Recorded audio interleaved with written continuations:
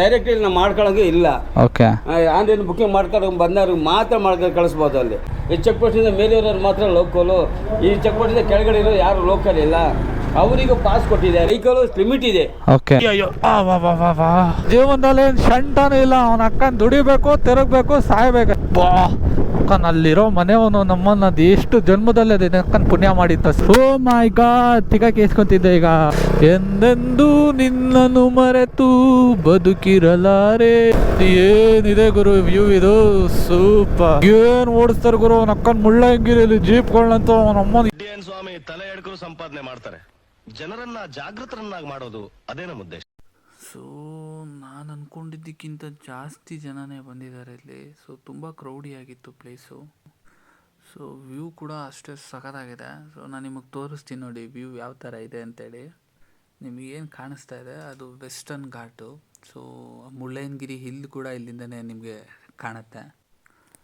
ನೀವೇನು ಇಲ್ಲಿ ನೋಡ್ತಾ ಇದ್ದೀರಲ್ಲ, ಸೊ ಅದು western ghat. So right side ನಾನು ನಿಮಗೆ ತೋರಿಸೋದ್ನಲ್ಲ ಅದು ಮುಳ್ಳಯ್ಯನಗಿರಿ ವ್ಯೂ. ಪ್ಲೇಸ್ ಮಾತ್ರ ತುಂಬ ಪ್ರಶಾಂತವಾಗಿದೆ. ಸೊ ಸಖತ್ತಾಗಿತ್ತು ವ್ಯೂ ಮಾತ್ರ ನೋಡೋದಕ್ಕೆ. ಸೊ ಪ್ಲೇಸ್ ಹೆಸರು ಬಂದುಬಿಟ್ಟು ಹಿರೇಕೊಳಲೆ ಅಂತ. ಇದು ಜಸ್ಟು ಚಿಕ್ಕಮಂಗ್ಳೂರಿಂದ ನಿಮಗೆ 10 ಕಿಲೋಮೀಟರ್ಸಲ್ಲಿ ಸಿಗುತ್ತೆ. ಮಧ್ಯದಲ್ಲಿ ಏನಿದೆ ಲೇಕು ಅದು ಮ್ಯಾನ್ ಮೇಡ್ ಲೇಕ್ ಅಂತ ಹೇಳ್ತಾರೆ. ಈ ಪ್ಲೇಸ್ಗೆ ಬೆಸ್ಟ್ ಟೈಮ್ ಟು ವಿಸಿಟ್ ಅಂದರೆ ಅರ್ಲಿ ಮಾರ್ನಿಂಗ್ 6ಇಂದ 7:30, 8ವರೆಗೂ ಬರ್ಬೋದು. ಸೊ ಸಖತ್ತಾಗಿರುತ್ತೆ. ಆ ಲೋ ಮಿಸ್ಟ್ ಏನಿರುತ್ತೆ ಅದೆಲ್ಲ ಸಖತ್ತಾಗಿ ಕಾಣ್ತಾ ಇರುತ್ತೆ ನಿಮಗೆ. ಈವ್ನಿಂಗ್ ಅಂದರೆ ಅರೌಂಡ್ ನೀವು 5:30, 6ಇಂದ 7:30 ತನಕನೂ ವಿಸಿಟ್ ಮಾಡ್ಬೋದು. ಬಿಕಾಸ್ ನಿಮಗೆ ಕಲರ್ಫುಲ್ ಆಗಿರೋ ಸನ್ಸೆಟ್ ಸಿಗುತ್ತೆ ನೋಡೋಕ್ಕೆ. ಇಲ್ಲೊಂದು ಸೆಂಟ್ರಲ್ಲಿ ಬ್ರಿಡ್ಜ್ ಇದೆ. ಸೊ ತೋರಿಸ್ತೀನಿ ನಾನು ನಿಮ್ಗೆ ಆ ಬ್ರಿಡ್ಜನ್ನ ಲಾಕ್ ಮಾಡಿರ್ತಾರೆ. ಯಾಕೆ ಅಂತ ಹೇಳಿದ್ರೆ ಅಲ್ಲಿ ಓಡಾಡೋದು ಕಂಡೀಷನಲ್ಲಿ ಇರೋದಿಲ್ಲ ಅದು. ಸೊ ಇಫ್ ಇನ್ ಕೇಸ್ ಏನಾದರೂ ಪ್ರಾಬ್ಲಮ್ ಆಗ್ಬೋದು ಅಂತ ಅದನ್ನು ಲಾಕ್ ಮಾಡಿಬಿಟ್ಟಿರ್ತಾರೆ. ಇಲ್ಲಿ ನಿಮಗೆ ಯಾವುದೇ ಥರ ಆ್ಯಕ್ಟಿವಿಟೀಸ್ ಇರೋದಿಲ್ಲ. ಜಸ್ಟು ಬರಬೇಕು, ಫೋಟೋಸ್ ತೊಗೊಬೇಕು, ಆ ನೇಚರ್ನ ಎಂಜಾಯ್ ಮಾಡಬೇಕು, ಹೋಗ್ಬೇಕಷ್ಟೇ. ಇಲ್ಲಿ ಯಾವುದೇ ಥರ ಸ್ವಿಮ್ಮಿಂಗ್ ಇರ್ಬೋದು, ಬೋಟಿಂಗ್ ಆ ಥರ ಯಾವುದೂ ಆ್ಯಕ್ಟಿವಿಟೀಸ್ ಇರೋದಿಲ್ಲ. ಇಲ್ಲೇನು ಕೆರೆ ಕಾಣ್ತಾ ಇದೆ ನಿಮಗೆ, ಈ ಕೆರೆಯಿಂದ ಮುಂಚೆ ಚಿಕ್ಕಮಂಗ್ಳೂರು ಜನಕ್ಕೆ ಕುಡಿಯೋಕ್ಕೆ ನೀರನ್ನ ಸಪ್ಲೈ ಮಾಡ್ತಾಯಿದ್ರು ಅಂತ ಹೇಳ್ತಾರೆ. ಈ ಪ್ಲೇಸ್ ನಿಮಗೆ ಬಂದುಬಿಟ್ಟು ಸನ್ಸೆಟ್ಟು ಮತ್ತು ಸನ್ರೈಸ್ ನೋಡೋದಕ್ಕೆ ಸಕ್ಕದ ಪ್ಲೇಸ್ ಮಾತ್ರ. ಇನ್ನೊಂದು ವಿಚಾರ ಏನಪ್ಪ ಅಂತ ಹೇಳಿದ್ರೆ ಇಲ್ಲಿ ಯಾವುದೇ ಥರ ಎಂಟ್ರಿ ಫೀಸ್ ಇರೋದಿಲ್ಲ ನಿಮಗೆ. ಈವನ್ ಪಾರ್ಕಿಂಗ್ ಫೀಸ್ ಕೂಡ ಇರೋದಿಲ್ಲ. Free entry. ಸೊ ಯಾವಾಗ ಬೇಕಾದರೂ ಬರ್ಬೋದು, ಯಾವಾಗ ಬೇಕಾದರೂ ಹೋಗ್ಬೋದು. ಸೊ ಯಾವುದೇ ಥರ ಚಾರ್ಜಸ್ ಇರೋದಿಲ್ಲ. ಮುಳ್ಳಯ್ಯನಗಿರಿ, ಬಾಬಾ ಬುಡನ್ಗಿರಿ ಆ ಸೈಡೆಲ್ಲ ಬಂದವರು ಆರಾಮಾಗಿ ಇಲ್ಲಿ ವಿಸಿಟ್ ಮಾಡ್ಬೋದು. ಇಲ್ಲಿಂದ ಆಲ್ಮೋಸ್ಟ್ ನಿಮಗೆ 8, 10, 20 ಕಿಲೋಮೀಟರ್ಸ್ ಒಳಗಡೆ ಅದೆರಡು ಸಿಕ್ಬಿಡುತ್ತೆ ನಮಗೆ.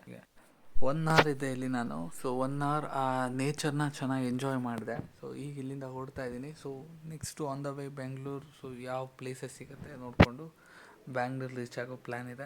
ಸೊ ಬನ್ನಿ ನಾನು ನಿಮಗೆ ಗಾಡಿ ಮೇಲೆ ಸಿಗ್ತೇನೆ.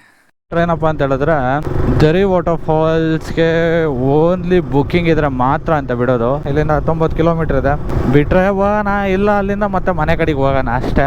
ಏನಪ್ಪ ಅಂದರೆ ಏನು ನಾವು ತುಂಬ ದಿನಗಟ್ಟೆ ಎಲ್ಲ ಪ್ಲ್ಯಾನ್ ಥರ ಮಾಡಿಕೊಂಡು ವಿಸಿಟ್ ಮಾಡ್ತೀವಲ್ವಾ, ಆ ಪ್ಲೇಸ್ಗಳಿಗಿಂತ ಅನ್ಎಕ್ಸ್ಪೆಕ್ಟೆಡ್ ಆಗಿ ಇಲ್ಲಿ ಯಾವುದೋ ಒಂದು ಪ್ಲೇಸ್ ಇದೆಯಂತೆ, ಬನ್ನಿ ಹೋಗ್ಬಿಟ್ಟು ಬರೋಣ ಹೇಗಿದೆ ನೋಡೋಣ ಅಂತ ಹೋಗ್ತಾರಲ್ವಾ, ಆ ಪ್ಲೇಸೇ ತುಂಬ ಮನಸ್ಸಿಗೆ ಹತ್ರ ಆಗ್ಬಿಡುತ್ತೆ ಅನ್ಸುತ್ತೆ ಕೆಲವೊಂದು ಸತಿ. ಸರ್ ಹೆಂಗೆ ಬುಕ್ ಮಾಡೋದು ಸರ್? ಬುಕಿಂಗ್ ಫುಲ್ ಆಗಿದೆ. ಹೌದಾ ಅಲ್ಲ, ಸ್ಕ್ಯಾನ್ ಮಾಡಿ ಸರ್. ಓಕೆ, ಅದು ಸ್ಲಾಟ್ ತಗೊಳ್ಳಲ್ಲ ಸರ್. ಮುಗಿದಿಗೆ ನಾಳೆಗೆ ಮಾಡ್ಕೊಬೇಕು. ಗೊತ್ತಿರಲಿಲ್ಲ ಸರ್, ಗೊತ್ತಿಲ್ಲದೆ ಬಂದ್ಬಿಟ್ಟೆ. ನಾನು ಲಾಸ್ಟ್ ಟೈಮ್ ಬಂದಾಗ ಏನೋ ಬುಕ್ಕಿಂಗ್ ಇರಲಿಲ್ಲ. ಸೊ ಅದರಿಂದ 1 ತಿಂಗಳು ಮೇಲೆ ಆಯ್ತು. ಅದೇ ಲಾಸ್ಟ್ ಟೈಮ್ ನಾನು ಒಂದು 8 ತಿಂಗಳಾಯ್ತು ಸರ್ ಬಂದೆ. ಅವಾಗ ಟಿಕೆಟ್ ಕೊಡ್ತಾ, ಕ್ಯಾಶ್ ತಗೊಳ್ಳೋದು ಟಿಕೆಟ್ ಕೊಡ್ತಾ ಇತ್ತು. ಹೌದು. ಇವಾಗ DC ಮೇಡಮ್ ಏನು ಮಾಡಿದ್ದಾರೆ, ಆನ್ಲೈನ್ ಬುಕಿಂಗ್ ಮಾಡ್ಕೊಂಡು ಬಂದ್ರೆ ಮಾತ್ರ ಮೀಡಿಯಾ. ಅದು ವೆಹಿಕಲ್ ಲಿಮಿಟ್ ಇದೆ. ಓಕೆ, ಆಯ್ತಾ.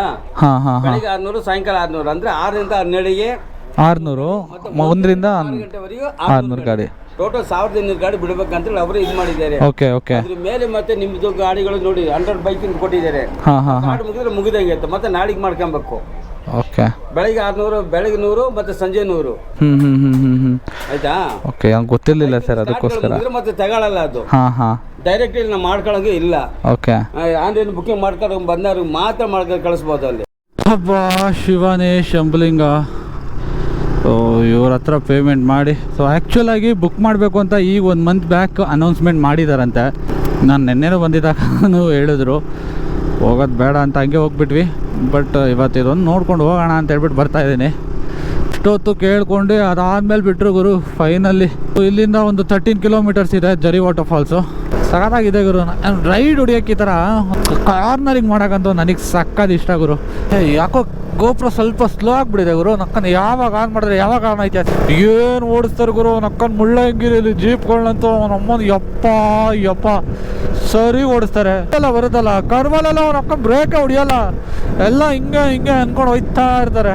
ಅದು ನೋಡೇ ಭಯ ಆಗೋಯ್ತು ಅವ್ರ ಜೊತೆ ಇಳಿಯೋದೋ ಬೇಡವೋ ಅನ್ನಿಸ್ಬಿಡ್ತು. ಯಾಕಂದರೆ ಲೈಕ್ ಆ ಥರ ಗಾಡಿ ಏನು ಓಡಿಸ್ತಾರೋ ಅವರು, ಅದು ಜೀಪ್ಗಳು ಇಟ್ಕೊಂಡಿರ್ತಾರಲ್ಲ ಅದನ್ನು.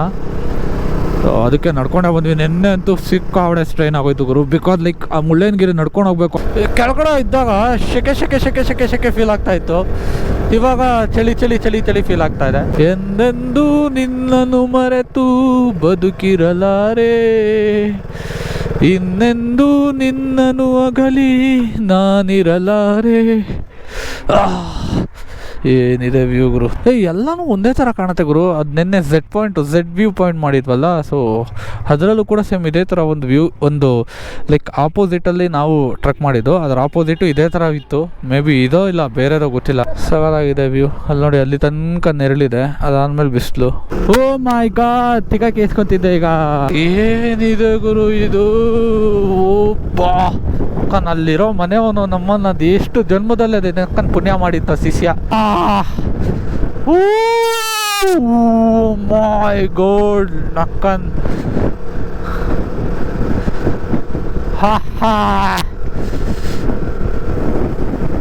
ಇಲ್ಲಿ ಬಂದೇ ಇರಲಿಲ್ಲ ನಾನು. ಫಸ್ಟ್ ಟೈಮ್ ಅನ್ಸುತ್ತೆ ಬರ್ತಾ ಇರೋದು. But sexy Guru.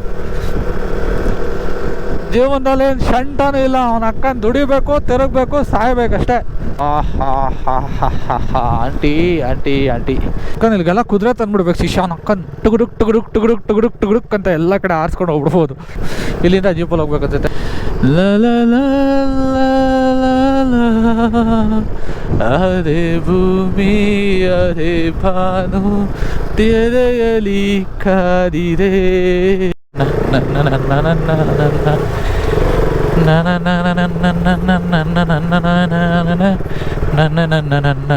ಜಾಮ್ ಆಗ್ಬಿಟ್ಟಿದೆ ಶಿಷ್ಯ. ಇನ್ನೇನು ಹತ್ತತ್ರ ಬಂದ್ಬಿಟ್ಟಿದ್ವಿ.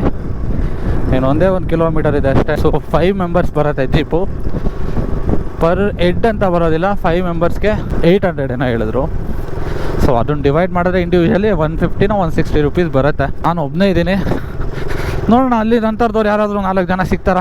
ಅಲ್ಲೆಲ್ಲ ಪಾರ್ಕ್ ಮಾಡಿ, ಇಲ್ಲಿ ಪಾರ್ಕ್ ಮಾಡಿ ಇಲ್ಲಿಂದ ಜೀಪಲ್ಲಿ ಹೋಗಬೇಕು.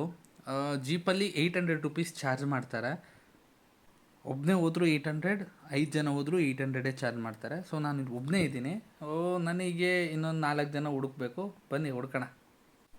ನಾನಿಲ್ಲಿ ವೀಕೆಂಡಲ್ಲಿ ಬಂದಿರೋದ್ರಿಂದ ಕ್ರೌಡ್ ಸ್ವಲ್ಪ ಜಾಸ್ತಿನೇ ಇತ್ತು. ಸೊ ನನ್ನ ಹಿಂದೆ ಕಾಣಿಸ್ತಾ ಇದೆಯಲ್ಲ ಆ ಲೈನ್ ಯಾಕಪ್ಪ ಅಂತ ಹೇಳಿದ್ರೆ, ಇಲ್ಲಿಂದ ನಾವು ಜೀಪಲ್ಲಿ ಹೋಗ್ಬೇಕು. ಆ ಜೀಪ್ಗೆ ನಿಂತಿರೋ ಕ್ಯೂ ಇದು. ಸೊ ಒಂದು ಜೀಪಲ್ಲಿ 5 ಜನನ ಕೊಂಡಿಸ್ತಾರೆ. ಸೊ 800 ಚಾರ್ಜ್ ಮಾಡ್ತಾರೆ. ಸೊ ಅದರಲ್ಲಿ ನೀವು ಎಷ್ಟು ಜನ ಹೋಗಿರ್ತೀರೋ ಅಷ್ಟು ಜನ ಡಿವೈಡೆಡ್ ಮಾಡಿಕೊಂಡು ಪೇ ಮಾಡಬೇಕಾಗತ್ತೆ. ಸೊ ಈ ಲೈನಲ್ಲಿ ಹೋಗ್ತಾ ಇರ್ತಾರೆ. ಜೀಪ್ ಬಂದು 5 ಮೆಂಬರ್ಸ್ನ ಪಿಕ್ ಮಾಡ್ಕೊಂಡು ಹೋಗ್ತಾ ಇರ್ತಾರೆ. ಅದೇ ಥರ ಕ್ಯೂ ಮುಂದೆ ಹೋಗ್ತಾ ಇರುತ್ತೆ. ಸೊ ನಾವು ಒಬ್ಬನೇ ಇರೋದ್ರಿಂದ ನನಗೆ ಇನ್ನು 4 ಜನ ಯಾರಾದರೂ ಬೇಕಾಗತ್ತೆ. ಅದಕ್ಕೋಸ್ಕರ ಹುಡುಕ್ತಾ ಇದ್ದೀನಿ ನಾನು ಒಬ್ಬನೇ ಹೋದರೆ 800 ರುಪೀಸ್ ನನ್ನ ಒಬ್ಬನ ಮೇಲೆ ಬೀಳುತ್ತೆ. ಸೊ ಅದಕ್ಕೋಸ್ಕರ ಇನ್ನು 4 ಜನ ಹುಡುಕಾಡ್ತಾ ಇದ್ದೀನಿ. ಸೊ ಬನ್ನಿ ನೋಡೋಣ ಯಾರಾದರೂ ಸಿಗ್ತಾರಾ ಅಂತೇಳಿ. 4 ಮೆಂಬರ್ಸ್ದು ಫ್ರೆಂಡ್ಸ್ ಗ್ರೂಪ್ ಇತ್ತು. ಸೊ ನಾನು ಆ ಗ್ರೂಪಲ್ಲಿ ಅವ್ರ ಹತ್ರ ಹೋಗಿ ಮಾತಾಡಿ ಅವ್ರನ್ನ ಕನ್ವಿನ್ಸ್ ಮಾಡಿ ಲೈಕ್ ಅವ್ರ ಜೊತೆ ನಾನೀಗ ಹೋಗ್ತಾ ಇದ್ದೀನಿ. ತುಂಬ ಅಂದರೆ ತುಂಬ ಗಾಡಿಗಳು ಬರ್ತಾ ಇದೆ ಎದುರುಗಡೆ. ಸೊ ನಾನು ನಿಮಗೆ ತೋರಿಸ್ತೀನಿ ನೋಡಿ. ಫುಲ್ಲು ಒಂದು ಸೈಡಲ್ಲಿ ಫುಲ್ಲು ಜಾಮ್ ಆಗಿದೆ. ಈ ಕಡೆಯಿಂದ ಹೋಗ್ತಾ ಖಾಲಿ ಇದೆ ರೋಡು, ಆ ಕಡೆಯಿಂದ ಬರ್ತಾ ಜಾಮ್ ಆಗಿದೆ.